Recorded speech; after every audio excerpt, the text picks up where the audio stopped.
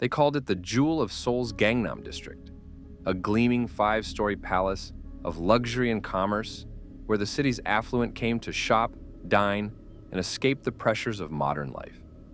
The Sampung department store opened in 1989, promising customers an experience of elegance and sophistication in one of South Korea's most prestigious neighborhoods.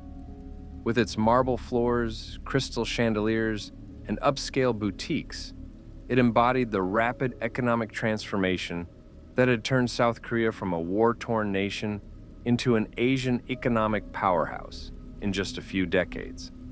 But beneath the polished facade lay a structure built on corruption, negligence, and contempt for human safety. On the afternoon of June 29, 1995, the building's roof gave way, triggering a catastrophic progressive collapse that killed 502 people and injured 937 more. Within seconds, 5 floors of concrete and steel pancaked downward, burying more than 1,500 shoppers and employees under thousands of tons of rubble. This is not a story about fate or bad luck.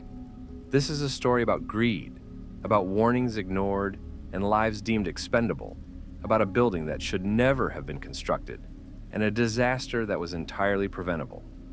This is the story of the Sampung department store collapse, one of the deadliest structural failures in modern history, and a tragedy that exposed the rot at the heart of South Korea's construction industry. The Sampung department store collapse stands as one of the most catastrophic building failures in peacetime history, a disaster that claimed more than 500 lives in a matter of seconds and revealed systemic corruption that had turned construction in South Korea into a deadly gamble. What follows is an examination of the building itself, the decisions that doomed it, the collapse that killed hundreds, and the legacy that endures 3 decades later. A building born from corruption. The story of the Sampung department store begins not with construction, but with ambition and shortcuts. In 1987, the Sampung Group, a South Korean conglomerate, commissioned the construction of a new building in the Seocho district of Seoul, an affluent area in the southern part of the city known as Gangnam. The original design called for a 4-story residential apartment building with retail space on the ground floor. The building was to be constructed on a site that had previously been used for other purposes, and the foundation and structural design were developed based on the assumption that the building would serve as residential housing. However, partway through construction, the executives of the Sampung Group changed their minds. They decided that a luxury department store would be more profitable than residential apartments, and they ordered the building's purpose changed mid-construction. This decision had profound implications for the structural integrity of the building. A department store requires a completely different structural design than a residential building. Department stores have large, open floor spaces to accommodate shopping areas, and they must support much heavier loads, including inventory, display fixtures, crowds of shoppers, and mechanical equipment. Residential buildings, by contrast, have smaller rooms divided by load-bearing walls, and the weight they must support is distributed differently. The proper course of action when changing a building's purpose so dramatically would have been to halt construction, revise the architectural and structural plans, and ensure that the foundation and framework could support the new use. But doing so would have cost time and money, and the Sampung Group was unwilling to accept those delays. Instead, they ordered the construction to continue with only minimal modifications to the original design. The structural engineers who had designed the building as a residential tower objected to the change, warning that the existing plans were inadequate for a department store. When they refused to sign off on the modifications, they were fired and replaced with engineers who were more compliant.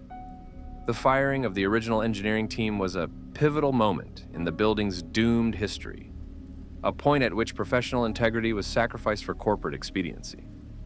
The original engineers had designed the foundation and structural system based on specific load calculations for a residential building, taking into account the distributed weight of apartment units, interior walls, and the typical occupancy patterns of residential housing. A department store, by contrast, would concentrate much heavier loads in specific areas, particularly where merchandise displays, storage areas, and crowds of shoppers would gather. The structural demands of the two building types were fundamentally different, and the original engineers understood that attempting to convert one into the other without a complete redesign was structurally unsound and professionally unethical. Their refusal to approve the modifications was not obstinacy or excessive caution, but a proper exercise of professional judgment and responsibility. When they were dismissed, the message sent to the replacement engineers was clear. Approve what the Sampung Group wants, or you too will be replaced. The new engineers who took over the project faced an impossible ethical dilemma.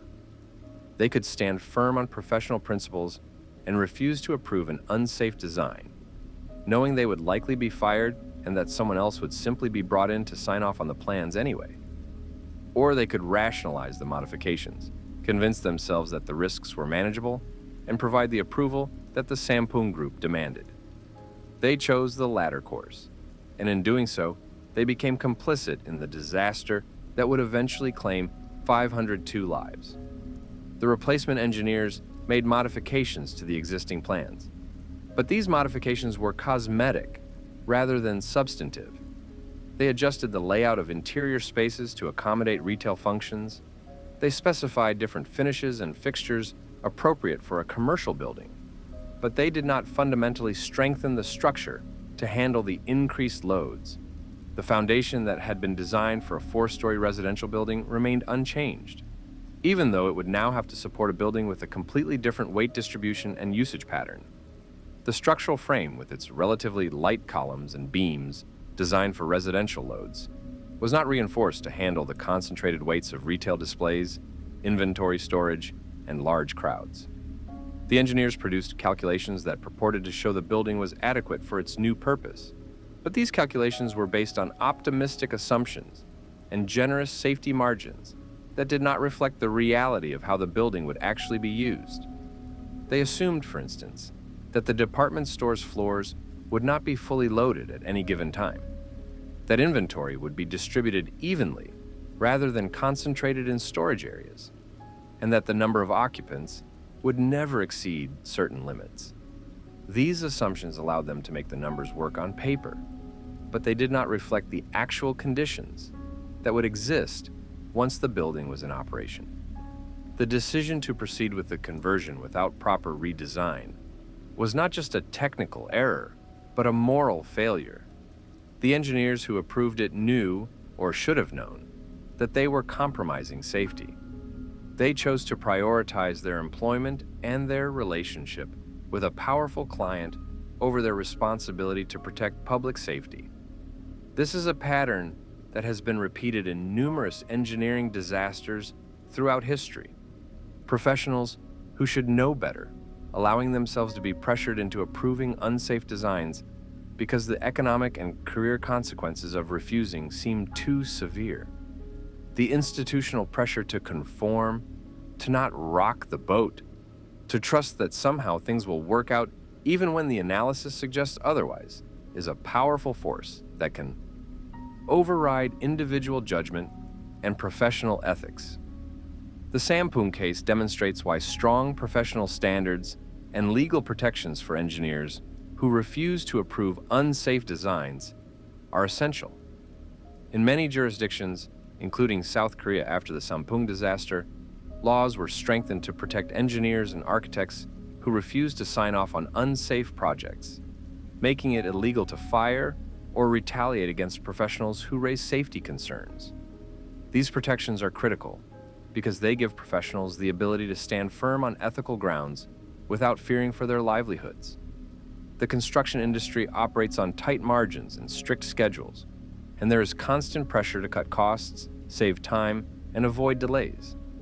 In this environment, engineers and architects who insist on proper procedures and refuse to compromise on safety can be seen as obstacles rather than protectors. The Sampung case showed what happens when that perspective prevails, when the professionals who are supposed to be the last line of defense against unsafe construction are removed or silenced. The replacement engineers, in their effort to make the conversion work within the existing framework, made a series of decisions that each individually might have seemed minor, but that cumulatively created a structure that was fundamentally compromised. They reduced the thickness of some columns to create more open space for retail displays. They repositioned structural elements to accommodate escalators and elevators. They approved load-bearing walls being removed to create the large, open floor plates that department stores require. Each of these changes reduced the building's structural capacity, and each was justified with calculations that pushed the limits of acceptable engineering practice. The engineers also failed to adequately account for future modifications that might be made to the building.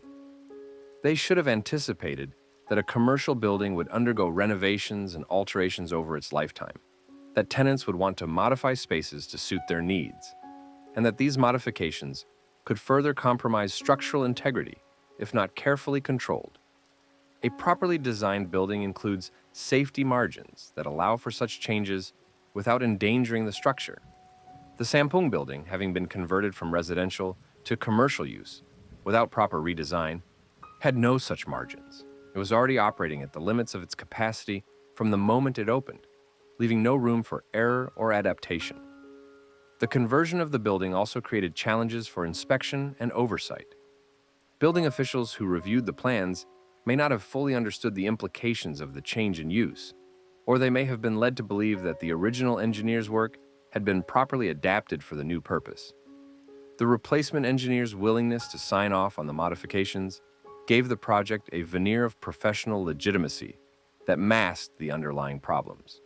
This demonstrates the critical importance of independent review and the dangers of allowing the same professionals who are being paid by a developer to also serve as the sole arbiters of whether the design is safe.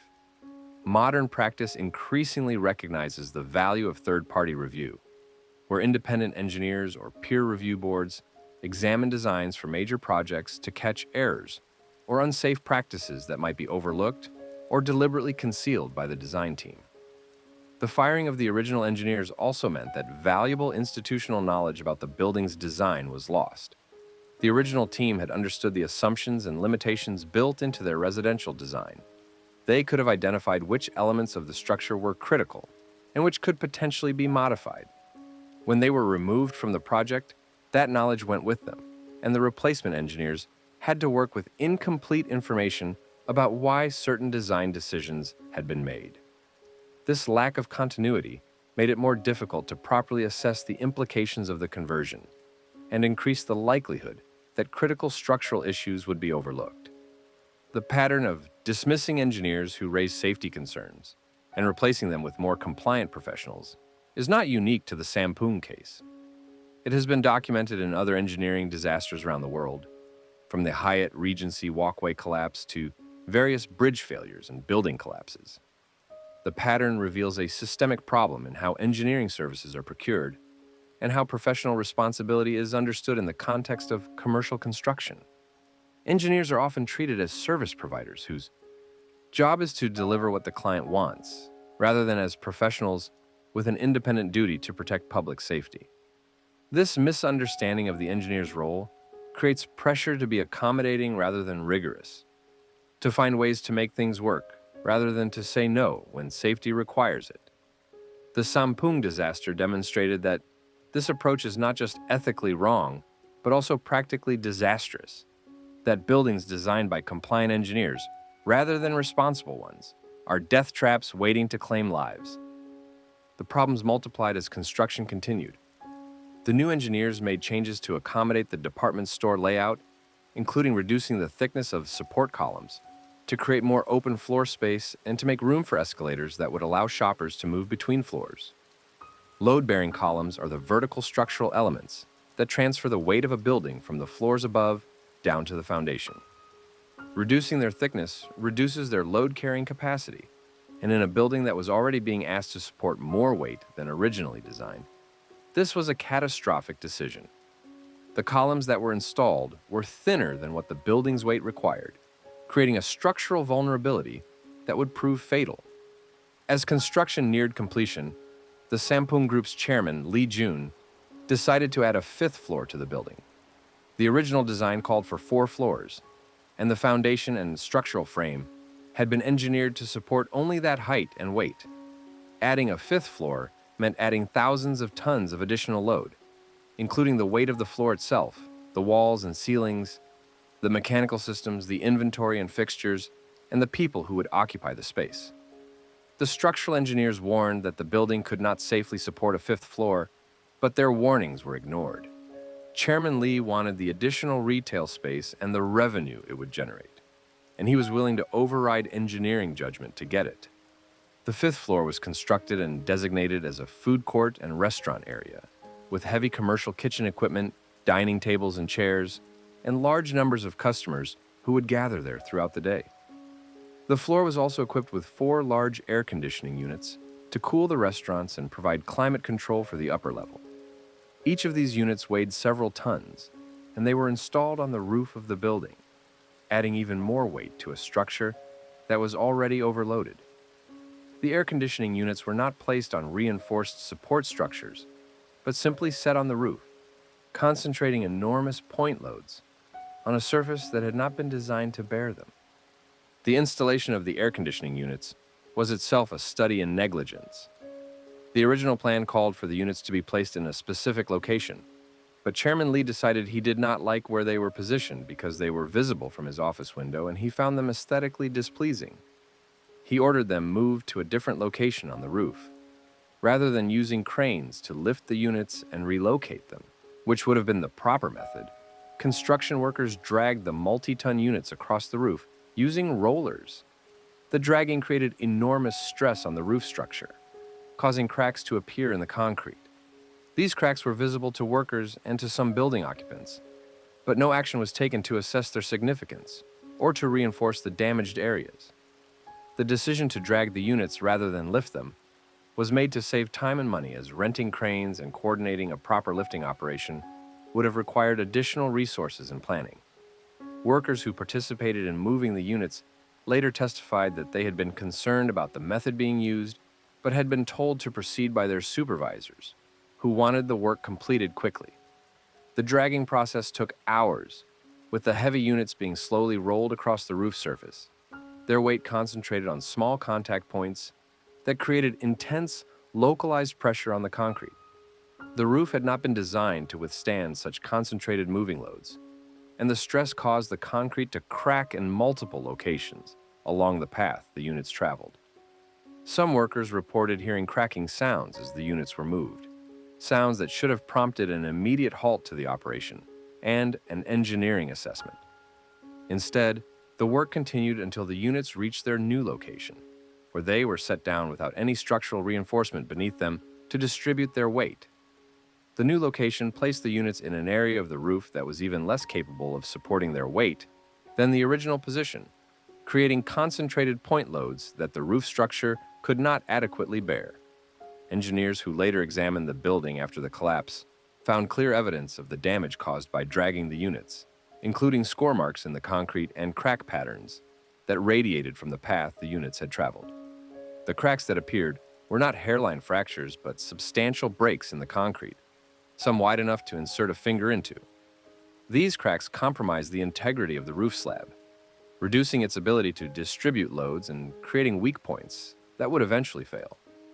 The failure to properly install the air conditioning units demonstrated the culture of shortcuts and cost-cutting that pervaded the Sampung project, where proper procedures were routinely ignored in favor of faster, cheaper methods that compromised safety. The aesthetic concerns of Chairman Lee, which motivated the decision to move the units, were given priority over structural considerations, illustrating how personal preferences of those in power can override safety when there are no effective checks on their authority.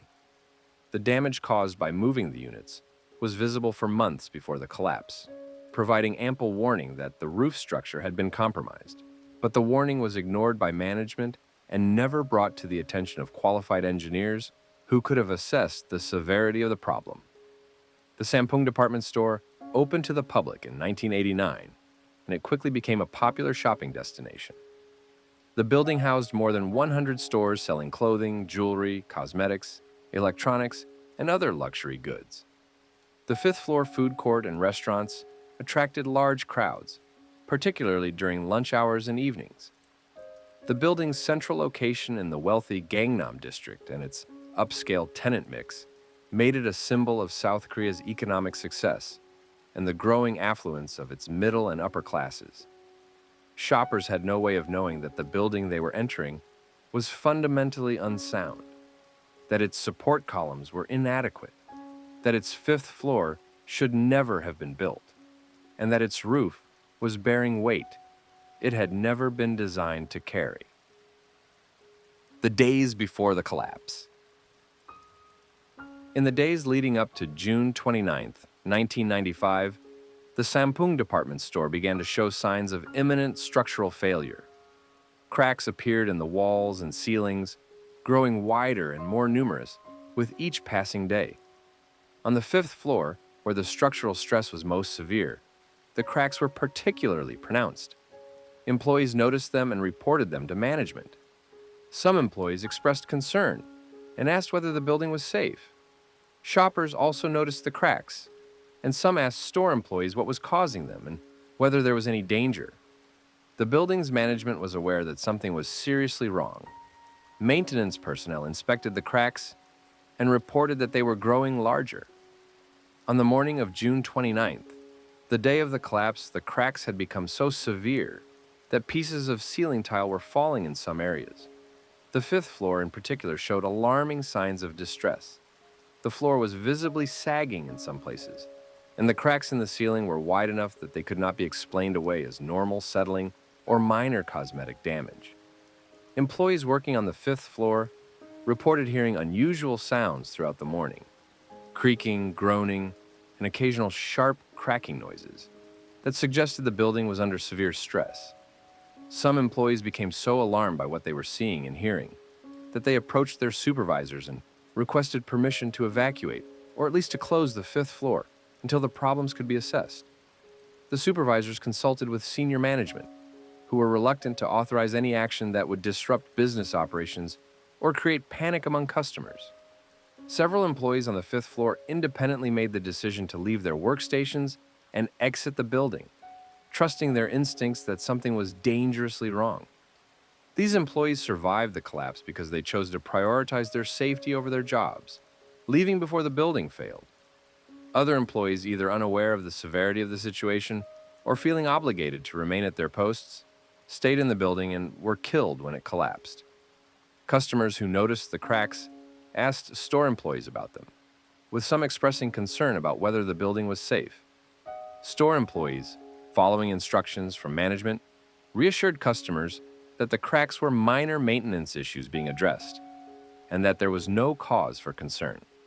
This false reassurance kept customers in the building who might otherwise have left, directly contributing to the high death toll. The maintenance personnel who had inspected the damage on the morning of June 29th reported to management that the situation was deteriorating rapidly and that the building should be evacuated immediately. Their recommendation was based on their direct observation of the damage, which included not just cracks, but also visible deflection of structural elements and signs that the building was actively failing. Management received this information and chose to ignore it, deciding instead to keep the building open through the end of the business day and to address the problems after closing. The decision was influenced by the fact that June 29th was a particularly busy shopping day, and closing the building would mean losing substantial revenue. The executives who made the decision apparently believed that the building would remain standing for at least a few more hours, and that they could safely delay action until after business hours. This gamble proved to be catastrophically wrong, as the building collapsed during peak shopping hours, when it was filled with customers. Some members of the senior management team, aware of the severity of the structural problems, quietly left the building themselves during the hours before the collapse, ensuring their own safety while leaving employees and customers in danger. This selective evacuation, where those with knowledge of the danger protected themselves while keeping others in the dark, was one of the most morally reprehensible aspects of the disaster. The visual evidence of impending failure was so obvious on the morning of June 29th that even untrained observers could see that something was seriously wrong. Photographs taken that morning show cracks in walls and ceilings that are clearly visible and unmistakable. Videos captured by security cameras show ceiling tiles falling and debris accumulating on floors, clear indicators of structural distress. The building was essentially screaming warnings that it was about to fail, and those warnings were systematically ignored by the people who had the authority to act on them. In the final hours before the collapse, some employees reported seeing new cracks appearing and existing cracks widening visibly, changes happening quickly enough to observe in real time. This rapid progression should have been recognized as a sign that catastrophic failure was imminent, but even these final warnings were not enough to prompt evacuation. The failure to evacuate the building on the morning of June 29th, despite overwhelming evidence that it was in danger of collapse, represents one of the most egregious examples of negligence in the entire disaster.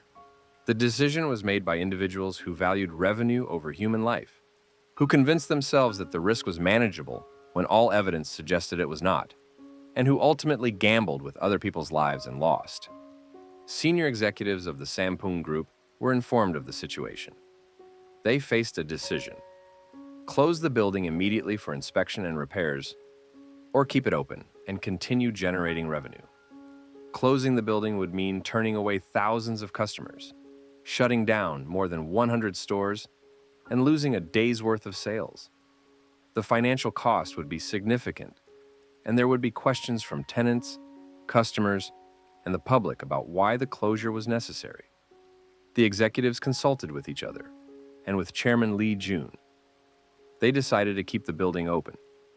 The decision was not made out of ignorance. The executives knew that the building was damaged, and that the damage was serious. They chose to prioritize profit over safety, gambling that the building would hold together for at least one more day, and that they could address the problems after closing hours or over the following days. It was a gamble with other people's lives, and it was a gamble they lost. Some employees were sufficiently alarmed by what they saw that they urged their supervisors to evacuate the building. A few employees, particularly those working on the 5th floor where the damage was most visible, left their posts and exited the building on their own initiative, unwilling to stay in a structure that they believed was unsafe. However, most employees remained at their stations, either because they were unaware of the severity of the danger or because they felt they had no choice but to continue working.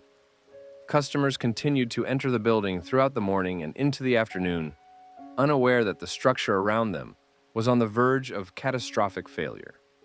At approximately 5 p.m. on June 29th, the building's roof began to fail. The area where the air conditioning units had been placed, which had been weakened by the dragging of the heavy equipment and which was bearing far more weight than it had been designed to support, gave way. The failure of the roof triggered a progressive collapse, a phenomenon in which the failure of one structural element causes additional elements to fail in a cascading sequence. As the roof collapsed, it fell onto the 5th floor, adding its weight to the already overloaded floor structure. The 5th floor could not support the additional load, and it collapsed onto the 4th floor. The 4th floor collapsed onto the 3rd floor. The 3rd floor collapsed onto the 2nd floor. The 2nd floor collapsed onto the 1st floor. Within seconds, the entire central section of the building had pancaked down, each floor slamming into the one below with the combined weight of all the floors above. The collapse. The collapse was sudden and total. Shoppers and employees in the central section of the building had no warning and no time to escape. One moment they were shopping, eating, working, going about their ordinary activities. The next moment, the floor beneath them gave way and they were falling through a chaos of disintegrating concrete, twisted steel, and collapsing walls. The noise was deafening. The sound of thousands of tons of concrete and steel breaking apart, the screams of hundreds of people, the crash of each floor slamming into the one below. Dust and debris filled the air, turning day into night. The collapse lasted only seconds, but those seconds transformed a busy department store into a tomb. The sections of the building that did not collapse, the north and south wings, remained standing, creating a horrifying contrast between the intact portions and the massive crater where the central section had been. People in the surviving wings could look across and see the void where floors had been moments before, could hear the screams of those trapped in the rubble, could see dust rising from the wreckage. Some people in the surviving sections ran for the exits, fearing that the entire building might come down. Others stood frozen, unable to process what they had just witnessed. The collapse buried more than 1,500 people under the rubble. Some were killed instantly, crushed by falling concrete or struck by debris. Others were trapped in voids created by the irregular way the floors had fallen, injured but alive, pinned under wreckage, or enclosed in pockets of space too small to move in, but large enough to survive in. The weight of the debris was crushing, and those who were trapped faced the agonizing wait for rescue, not knowing whether help would come in time or whether they would die slowly in the darkness. The temperature inside the rubble was oppressive, with the combination of summer heat and the insulating effect of the concrete and debris creating conditions that made breathing difficult and dehydration a constant threat. Dust filled the air in the voids where survivors were trapped, coating their lungs and making every breath painful and labored. Some survivors were trapped with their limbs pinned under heavy debris, unable to move and suffering excruciating pain from crushed bones and severed blood flow to their extremities. Others found themselves in slightly larger voids where they could move minimally, but were surrounded on all sides by wreckage that could shift at any moment and crush them. The darkness was absolute in many of the voids, as no natural light could penetrate the layers of collapsed floors and debris. Survivors described the terror of being in complete blackness, not knowing where they were, how badly they were injured, or whether anyone even knew they were there. Some survivors were trapped near others and could hear voices, cries for help, and eventually the weakening sounds of those who were succumbing to their injuries. These survivors faced the psychological trauma of listening to others die while being powerless to help them. Some trapped individuals called out for hours, screaming for help until their voices grew hoarse and then silent, their strength exhausted. Others remained quiet, either because they were too injured to call out or because they feared that the exertion would consume the limited oxygen available in their confined spaces. The survivors who remained conscious had to manage extreme thirst, as they had no access to water and their bodies were rapidly dehydrating in the heat. Some survivors trapped near broken pipes or water sources were able to drink, which likely saved their lives during the days of waiting for rescue. Others had nothing and suffered terribly from dehydration, their tongues swelling and their bodies shutting down from lack of fluids. The physical injuries suffered by those trapped in the rubble ranged from broken bones and lacerations to severe crush injuries, internal bleeding, and traumatic amputations where limbs had been severed by falling debris. Some survivors were bleeding and could feel their strength ebbing away as they waited, aware that they were slowly dying from blood loss. The psychological experience of being trapped was as traumatic as the physical injuries, with survivors experiencing intense fear, panic, claustrophobia, and the terrible uncertainty of not knowing if rescue would come. Some survivors later reported that they had resigned themselves to death, that they had said prayers or thought final thoughts about their families, only to be surprised when rescuers eventually reached them. The irregular collapse pattern meant that some survivors were relatively close to the surface and were rescued within hours, while others were buried deep under multiple layers of debris and would not be reached for days or even weeks. Those trapped in the deepest voids had to survive the longest, enduring days of darkness, pain, hunger, and thirst before finally hearing the sounds of rescuers working above them. The experience of hearing rescue efforts, but not knowing whether rescuers would reach them in time, created a cycle of hope and despair for many survivors. Some survivors who were eventually rescued had been trapped mere feet away from others who had died, separated by a thin barrier of debris that meant the difference between life and death. Emergency services received the first calls at approximately 5:52 p.m., and fire and rescue units began arriving within minutes. What they encountered was a scene of almost incomprehensible devastation. Where a five-story department store had stood, there was now a massive pile of rubble. Dust hung in the air, and the sound of groaning metal and shifting concrete indicated that the wreckage was unstable and could shift at any moment. Hundreds of people surrounded the site, some of them survivors who had escaped from the intact wings, others relatives and friends of people who had been inside, all of them desperate for information and frantic with fear. The rescue operation began immediately, but it was hindered by the scale of the disaster and the instability of the rubble. Rescuers could hear voices calling for help from beneath the debris, but reaching the trapped victims required moving massive pieces of concrete and steel, and doing so risked causing further collapses that could kill both the trapped victims and the rescuers themselves. Heavy equipment was brought in, including cranes and excavators, but much of the rescue work had to be done by hand, with rescuers forming human chains to pass debris piece by piece out of the wreckage. The first survivors were pulled from the rubble within hours of the collapse.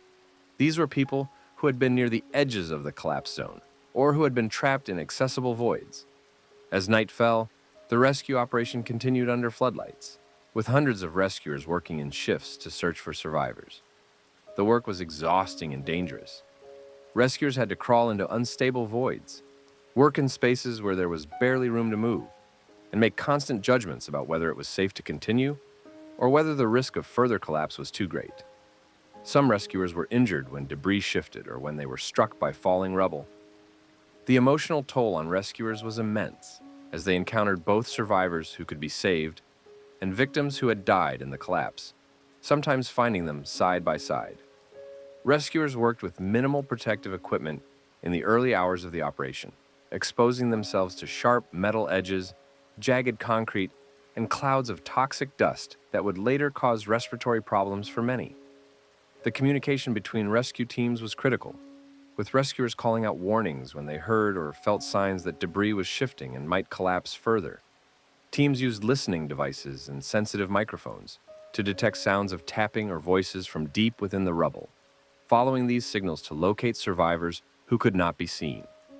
The physical demands of the rescue work meant that even the strongest and most experienced rescuers could only work for limited periods before needing rest, requiring a constant rotation of fresh teams.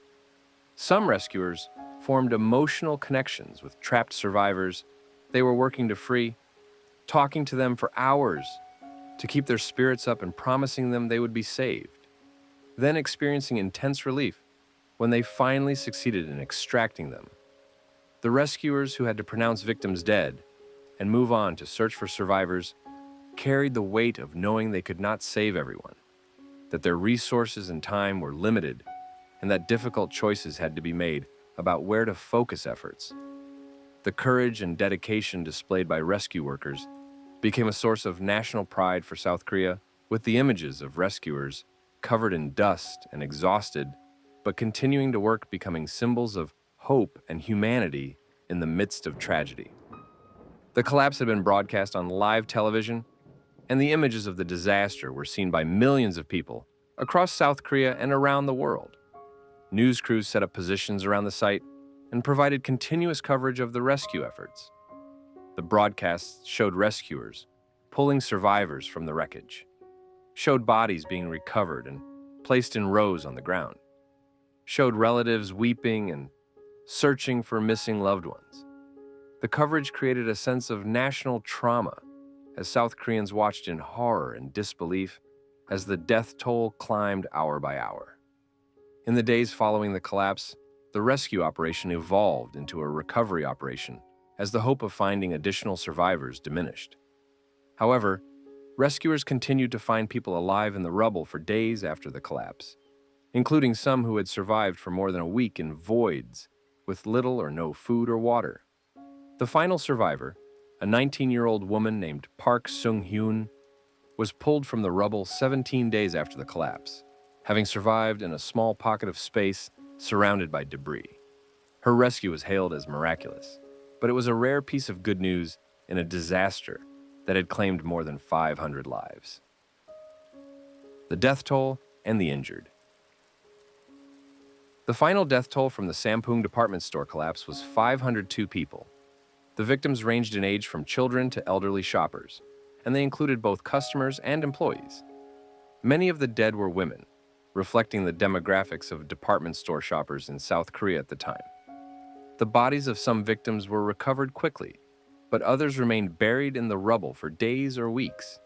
And some victims were so badly crushed that identification required dental records or other forensic methods. In addition to the 502 dead, 937 people were injured, many of them severely. The injuries included crushed limbs, broken bones, internal injuries, and trauma from being trapped under heavy debris. Some survivors required amputations due to crush injuries that had cut off blood flow to their limbs for extended periods. Others suffered from dehydration, hypothermia, and shock from their ordeal. The hospitals in Seoul were overwhelmed with casualties, and medical personnel worked around the clock to treat the injured and to perform surgeries that would save limbs and lives. The psychological trauma experienced by survivors was profound. Many described the terror of the collapse, the sensation of falling as the floor gave way beneath them, the crushing weight of debris, the darkness and dust, the sounds of other victims screaming for help. Some survivors were trapped for hours or days, lying in darkness, unable to move, not knowing whether they would be rescued or would die slowly in the rubble. The experience left many with post-traumatic stress disorder, anxiety, depression, and survivor's guilt. Some survivors could not return to normal life, could not work, could not enter buildings without experiencing panic attacks, and required long-term psychological treatment. The families of victims faced their own trauma. Many had to wait days or weeks to learn whether their loved ones had survived, died, or were still missing. The process of identifying bodies and recovering remains was slow and difficult, and some families had to endure the agony of uncertainty while waiting for confirmation.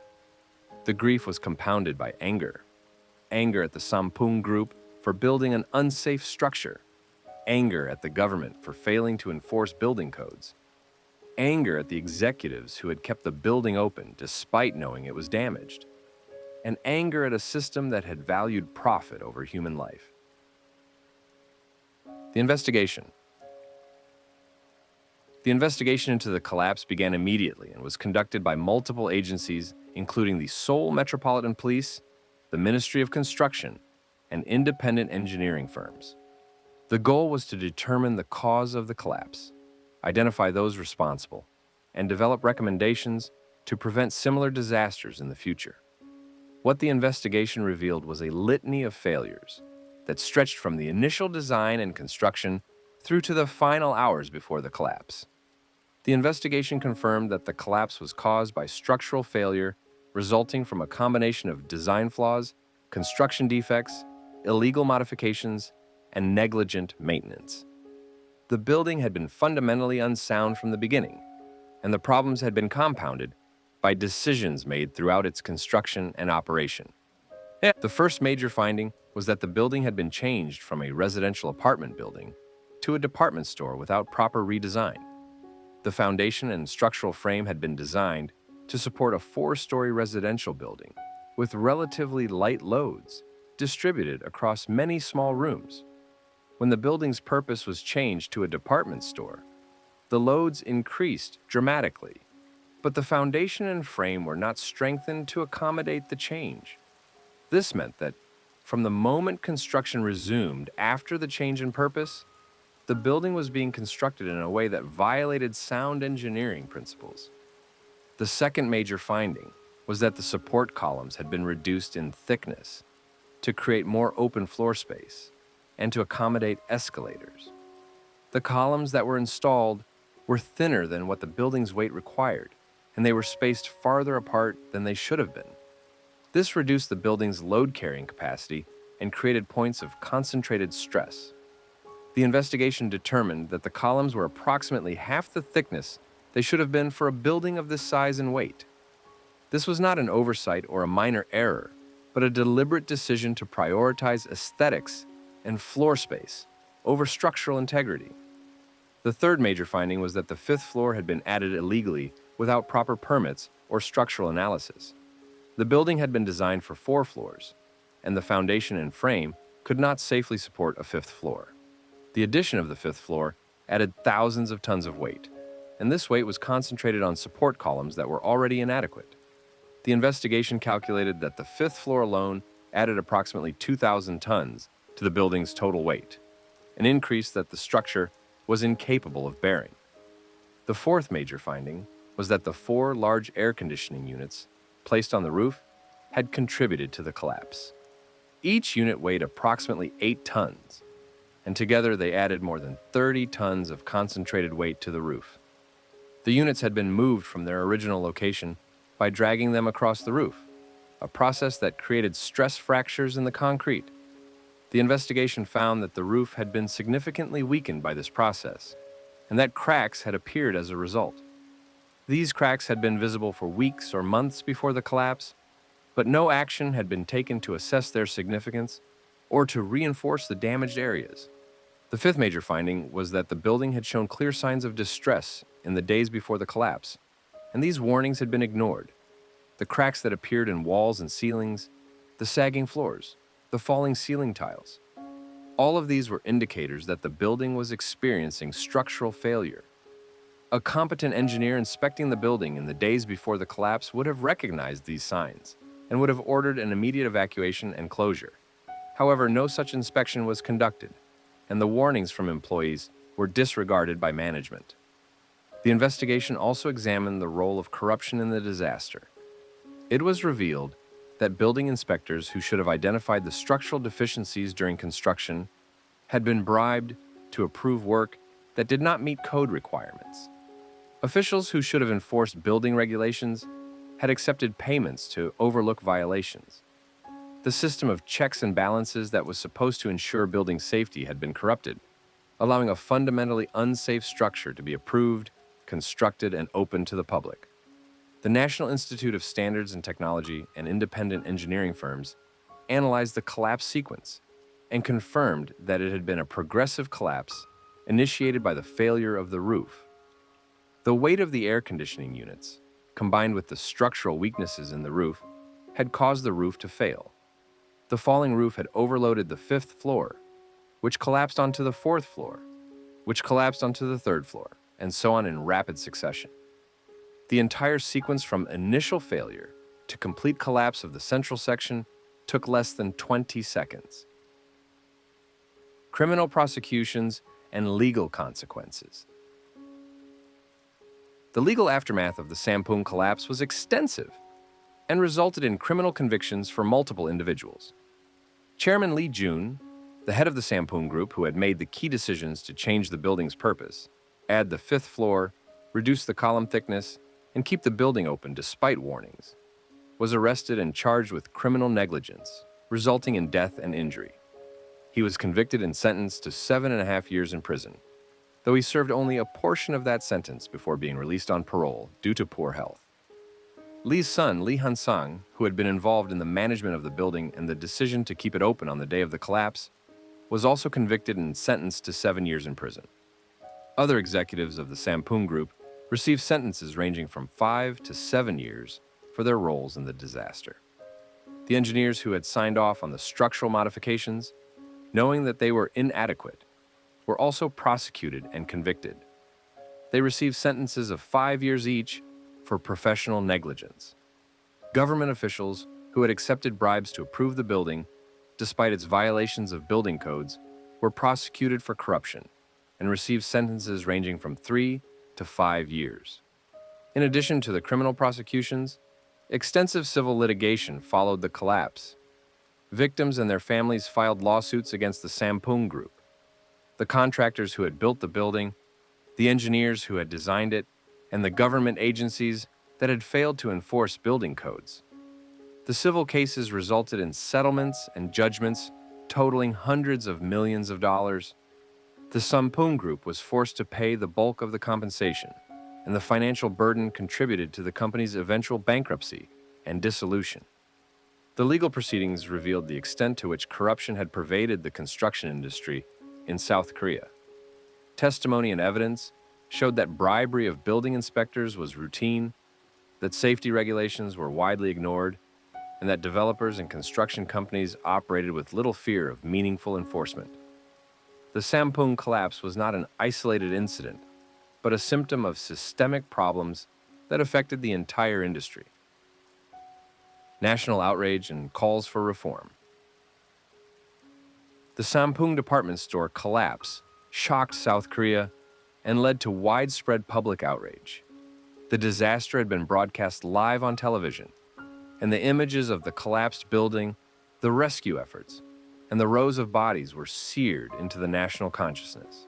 The revelation that the collapse had been entirely preventable, that it had resulted from greed and corruption, rather than from any unavoidable accident or natural disaster, intensified the anger.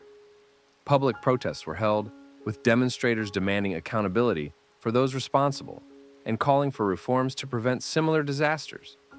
The protests reflected broader frustrations with corruption in South Korea, a problem that extended far beyond the construction industry, but that had been made horrifyingly visible by the Sampung collapse. Citizens demanded that the government take action to clean up the construction industry, enforce building codes, and punish those who put profit before safety. The South Korean government responded to the public pressure by implementing a series of reforms aimed at improving building safety and reducing corruption. New regulations were enacted that strengthened building codes, increased the penalties for violations, and required more rigorous inspection and certification processes. The government created new oversight agencies with the authority to inspect buildings, order closures, and prosecute violations. Building inspectors were subject to new ethics requirements and oversight to reduce the opportunity for bribery. The construction industry itself was forced to reform its practices. Major construction companies implemented quality control programs and hired independent engineers to review their work.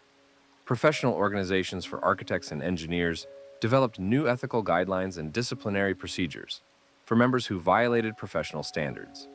Universities and technical schools revised their curricula to place greater emphasis on structural safety and professional responsibility. The reforms were not implemented overnight, and enforcement remained inconsistent in some areas. But the Sampung collapse created a watershed moment that changed how building safety was approached in South Korea. The disaster had demonstrated in the most tragic way possible that cutting corners on structural integrity had deadly consequences, and the public would no longer tolerate the casual disregard for safety that had been common before the collapse. The rescue efforts and heroism. The rescue operation that followed the Sampung collapse was one of the largest and most complex in South Korean history. More than 3,000 rescue workers participated, including firefighters, police officers, military personnel, and civilian volunteers. The operation continued for more than 2 weeks, with rescuers working around the clock in shifts to search for survivors and recover bodies. The rescue effort was complicated by the instability of the rubble and the risk of further collapse. Engineers were brought in to assess the structural integrity of the remaining portions of the building and to determine which areas could be safely entered. Rescuers had to work in extremely confined spaces, crawling through voids and tunnels in the debris, using hand tools to carefully remove rubble piece by piece. Heavy equipment was used to lift large sections of concrete and steel, but much of the work required delicate manual labor to avoid causing injuries to anyone who might be trapped below. The rescuers demonstrated extraordinary courage and dedication. Many worked for days with little rest, driven by the hope of finding survivors and the determination to recover every victim. Some rescuers were injured when debris shifted or when they were exposed to hazardous conditions, including sharp metal, unstable concrete, and toxic dust. The psychological toll on rescuers was also significant, as they witnessed death and suffering on a massive scale, and were often powerless to save those they found. The discovery of survivors days after the collapse provided moments of hope amid the tragedy. Each rescue was celebrated, and the stories of survival became symbols of human resilience. Park Seung-hyun, the 19-year-old woman who survived for 17 days in the rubble, became a national symbol of hope. Her rescue was broadcast live on television, and millions of South Koreans watched as she was carefully extracted from the debris and lifted to safety. Her survival against all odds provided a glimmer of light in a disaster that had brought so much darkness. The rescue operation also demonstrated the solidarity and compassion of ordinary South Koreans. Thousands of volunteers came to the site to help in any way they could, bringing food and water for rescuers, donating blood for the injured, and providing support to families of victims. The collective response to the disaster reflected the best of human nature, the instinct to help others in times of crisis, even as the disaster itself reflected some of the worst aspects of human greed and negligence. The memorial and remembrance. In the years following the collapse, a memorial was established to honor the victims of the Sampung disaster. The site where the department store had stood was eventually cleared, and a park was created with a monument listing the names of those who had died. The memorial serves as a place where survivors and families of victims can gather to remember their loved ones and to reflect on the tragedy. The anniversary of the collapse, June 29th, is observed each year with ceremonies and moments of silence. Survivors and families gather at the memorial to lay flowers, to speak the names of the dead, and to ensure that the memory of the disaster is not forgotten. The ceremonies are attended by government officials, rescue workers who participated in the recovery effort, and members of the public who wish to pay their respects. The memorial also serves an educational purpose, with plaques and displays that explain what happened, why it happened, and what has been done to prevent similar disasters. The goal is to ensure that future generations understand the consequences of corruption and negligence, and that the lessons of the Sampung collapse continue to inform building safety practices and public policy. The long-term impact on survivors. The physical and psychological scars of the Sampung collapse have endured for the survivors and the families of victims. Many survivors suffered injuries that required years of treatment and rehabilitation. Some lost limbs or suffered permanent disabilities that changed the course of their lives. The medical costs associated with treating the injured were substantial, and while compensation from the legal settlements provided some financial relief, no amount of money could restore what had been lost. The psychological impact has been equally profound, and for many, more difficult to overcome than the physical injuries. Survivors have reported experiencing nightmares, flashbacks, and severe anxiety related to the collapse. Many developed a fear of being in buildings, particularly large structures or department stores, that reminded them of Sampung. Some survivors were unable to return to work or to resume their normal activities, their lives permanently altered by the trauma they experienced. Support groups were formed to help survivors and families cope with their experiences. These groups provided a space where people could share their stories, support one another, and work through the complex emotions of grief, anger, and survival. Mental health professionals worked with survivors to help them process their trauma and develop coping strategies. While some survivors were able to rebuild their lives and find a measure of peace, others continued to struggle decades after the collapse. The families of victims have also carried the burden of loss for decades. The grief of losing a loved one in such a sudden and violent way, and the knowledge that the death was entirely preventable, has been a source of enduring pain. Some families have channeled their grief into advocacy, working to promote building safety and to hold officials and corporations accountable for negligence. Others have retreated from public life, preferring to remember their loved ones privately and to avoid the painful reminders that public discussion of the disaster brings. Lessons learned and continuing challenges. The Sampung department store collapse taught numerous lessons about building safety, corruption, and the importance of accountability. The disaster demonstrated that structural integrity cannot be compromised without deadly consequences, that corners cannot be cut in construction without risking lives, and that warnings of structural failure must be heeded immediately. One of the most important lessons was the critical importance of proper structural design and the dangers of modifying a building's purpose without comprehensive redesign. The decision to convert the Sampung building from residential to commercial use without proper engineering analysis was a fundamental failure that set the stage for the eventual collapse. Modern building codes now require that any significant change in a building's use be accompanied by a complete structural review and, if necessary, retrofitting to ensure the building can safely accommodate the new loads and occupancy patterns. Another key lesson was the danger of allowing commercial pressures to override safety concerns. The decision to keep the Sampung department store open, despite visible signs of structural distress, was driven entirely by the desire to avoid lost revenue. The executives who made that decision gambled with other people's lives and lost.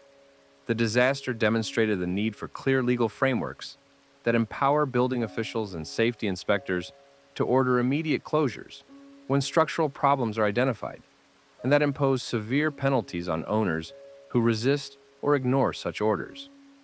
The collapse also highlighted the corrosive effects of corruption on public safety. The bribery of building inspectors and the failure to enforce building codes created an environment in which unsafe structures could be approved and occupied. Corruption in the construction industry is not a victimless crime. It has direct and deadly consequences. The reforms implemented after the Sampung collapse included measures to combat corruption, but the battle against bribery and regulatory capture is ongoing and requires constant vigilance. The disaster also demonstrated the importance of transparency and accountability. The attempt by Sampung executives to conceal the building's problems and to downplay the significance of the cracks and structural damage reflected a culture of secrecy and denial that is incompatible with public safety. Modern approaches to building safety emphasize transparency, with requirements that structural problems be reported, that inspections be documented, and that the public have access to information about building safety records. Despite the reforms that followed the Sampung collapse, challenges remain in ensuring building safety in South Korea and around the world. Corruption continues to be a problem in some jurisdictions, and enforcement of building codes is not always consistent or rigorous. Economic pressures to build quickly and cheaply can tempt developers and contractors to cut corners, and the consequences of those shortcuts may not become apparent until years or decades later when buildings fail. The Sampung disaster serves as a reminder that the fight for building safety is never finished, that vigilance must be constant, and that the lessons of past disasters must be remembered and applied. The enduring legacy. 3 decades after the collapse, the Sampung department store disaster remains one of the deadliest structural failures in modern history and one of the defining moments in South Korea's recent past. The disaster exposed fundamental flaws in the country's construction industry and regulatory system, and it catalyzed reforms that have made buildings safer for millions of people. The legacy of Sampung is written in the building codes that now require stronger columns, proper load calculations, and rigorous inspections. It is written in the anti-corruption measures that seek to prevent the bribery and regulatory capture that allowed an unsafe building to be approved. It is written in the training programs that teach engineers and architects about structural integrity and professional responsibility. It is written in the emergency response protocols that were developed based on lessons learned from the rescue operation. But the legacy of Sampung is also written in the lives of the 502 people who died, the 937 who were injured, and the thousands of family members and friends who lost loved ones. Their suffering was the price of negligence and greed, and their memory demands that we continue to fight against the forces that led to their deaths. The building that once stood at the site of the Sampung department store is gone, replaced by a memorial park that serves as a permanent reminder of what happened and why it must never happen again. The memorial lists the names of the dead, ensuring that they are not forgotten, that they are remembered as individuals with families and futures that were stolen from them. The memorial also serves as a warning to future generations that buildings are not just structures of concrete and steel, but containers of human life, and that those who design, build, and operate them have a sacred responsibility to ensure that they are safe. If this examination of the Sampung department store collapse has given you a deeper understanding of the importance of building safety, if it has made you more aware of the human cost of corruption and negligence, or if it has reminded you that regulations exist for reasons written in tragedy, then it has served its purpose. Consider sharing this story, supporting building safety initiatives, and demanding accountability from those who design, construct, and regulate the buildings we all depend on for our safety. And 502 people went shopping at the Sampung department store on June 29, 1995, and never came home. Their deaths were not the result of a natural disaster or an unavoidable accident. They were the result of greed, corruption, and a callous disregard for human life. The building that killed them should never have been built the way it was. The warnings that could have saved them should never have been ignored. The tragedy that took their lives should never have happened. The question we must continue to ask ourselves 3 decades later is whether we have learned the lessons their deaths should have taught us, whether we remain vigilant against the corruption and negligence that led to the collapse, and whether we are willing to prioritize human life over profit and convenience. Because buildings do not collapse on their own. They collapse because people make choices. Choices about design, construction, inspection, and maintenance. And those choices have consequences. The Sampung department store. Collapse reminds us that those choices matter, that lives depend on them, and that we have a responsibility to get them right.